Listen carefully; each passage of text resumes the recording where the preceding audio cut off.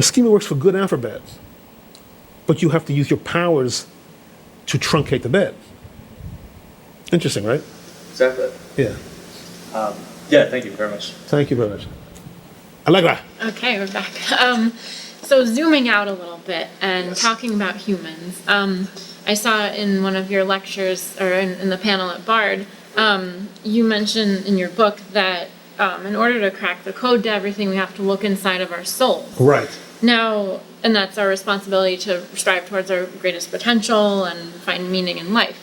However, doesn't that imply if we have to look into our souls to find meaning and to understand the existence as it is, why weren't we imbued also with the ability to actually understand it? Why are we still trying to find the answers to these questions? So those psychologists at one of my lectures, one of my give and takes, her name was Sally Ulsham. She's deceased, right? A psychologist in Great Neck. A very talented woman. She actually made the evening happen. And she asked that question. After the discussion, she said, why don't we, she said, I've been thinking about why don't we know about it? According to you, it's all pervasive. It's a simultaneous solution. So why don't we know about it? That's your question, right?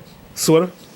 So you're implying that in order to understand everything, we have to look inside ourselves. And that's implying that somehow we have this innate understanding that is in ourselves. It's in there. Like Noam Chomsky, you have universal grammar. Right. You already have the capacity for language when you're born. You just have to understand the syntax of your native language. So if that's already in there, then whatever force or being put it in there, why didn't it also make us able to actually access it? So Sally asked the question, and she answered the question. She said, for some reason, it did not want us to know until now. For some reason, Quest Potential did not want us to be aware of it until now. She asked the question, and she addressed it. And so I thought about her answer, right? So it's possible until now it might have been too frustrating. Meaning, now we have the lingo, we have more tools about the whole thing. 200 years ago, we didn't have the lingo, we didn't have the tools.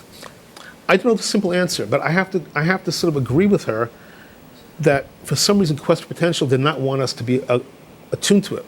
Now, listen, in the book of Exodus, called Shemot in Hebrew, Moses encounters a burning bush. It's all directly related. And this is 1250 BCE. So it's 3,250 years ago. Moses says to burning bush, who are you? Burning bush says, I am who I am. I will be who I will be. I will be that which I will be. What does that mean? What the hell does that mean? So I say it means, I'm the God of potential. But it's cloaked. It's cloaked at that time. And even there's a mandate for Jews to relate the saga of Exodus every year, and they do it, and they tend to gloss over that one little sub-piece. You with me so far? About the burning bush. Okay, I will be that which I will be. Well, but in relation to your question, here we go.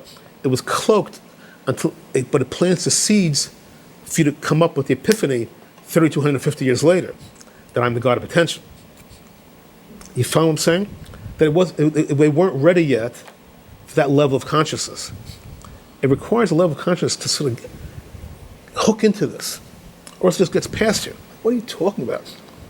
Like, it's too ephemeral. It's too abstract.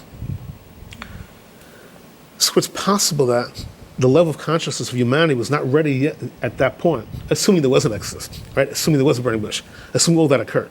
Let's assume that occurred. No given. But if it occurred, even so, they were not at the level of consciousness to take it much further than they did then. And they weren't ready for Summa. Summa's advanced warfare, so to speak. Advanced conscious warfare. We're high level consciousness. We can accept that there's not a strong deity out there protecting us and punishing us. That's one model.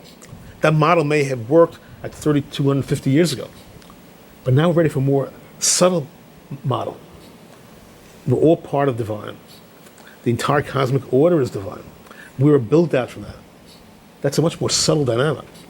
3,250 years ago, they might just throwing them all in the sea. Goodbye, Mr. Moses. You're gone. You're out of here. Okay. There's a God of potential. He's going to take care of you. He'll watch you. It's a model of dependence. Now I'm saying polar opposite almost. Independence. There's nobody watching over us. We're watching over ourselves.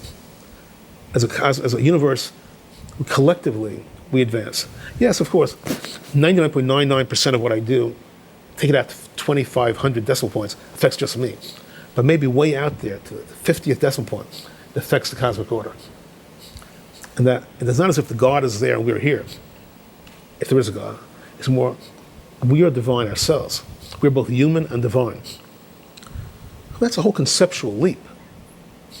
You say to yourself, "Oh, I'm not perfect. I'm not God. I'm not this. I'm not that." And I'm saying, no. Actually, you are. You're part of divine. And though you're part of divine, you're impacting the cosmic order. And though you're impacting the cosmic order and part of divine, you're tracking back to the Genesis point. Somehow your cosmic spirit is tracking right back there, or else you wouldn't be here. Or else we will not be here. These are profound, audacious propositions. You say, "What, me?" I say, "Yes, you." So maybe we were not ready for that level of play. Maybe even now we're not ready for that level of play. Right.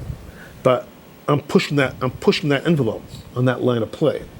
Because that line of play works.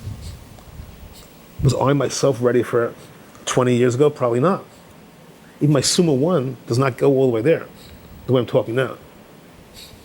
So, and we're all impacted, when one part of humanity advances, typically another part of humanity is advancing simultaneously in the other part of the world.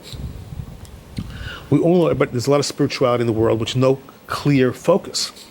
People go to Tibet, people go here, people go there. They feel it, they sense it, but they can't articulate it. Basically true, right? You can't articulate. You sense something there, you sense something guiding, you can't quite articulate what it is. You don't know if it's just your imagination, you've been talked into it, it's cool, you don't know. I'm saying, no, it's very real. It's actually very real. But I'm reframing it. It's everywhere. You, Mr. Corey, are pure potential. Yes, you have a body and a mind, but you're pure potential. That's your place in the cosmic order. The modality is through your body. That's a modality. But you are potential. And when you think about it, it's very profound thinking. I'm not just Corey. I'm pure potential. I'm part of divine march and advance. And I'm part of the entire cosmic order. It's very empowering. You have to try not to get too carried away.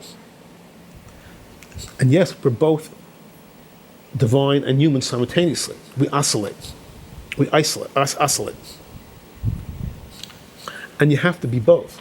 You have to accept that you're divine and somewhat immortal. But to get along, you have to be very down to earth.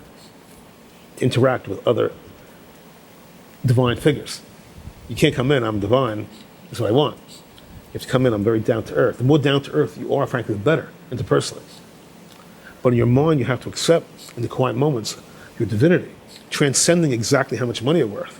You're making, transcending exactly how big your apartment is, transcending how much rejection you got from whoever. Because you're divine and eternal. These are profound propositions. I'm not saying just feel good. I'm saying because it works philosophically. It all works. And other schemas do not work.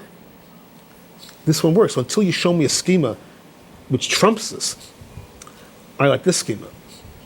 I'm not seeing a schema anywhere like this, which actually all the pieces fit together.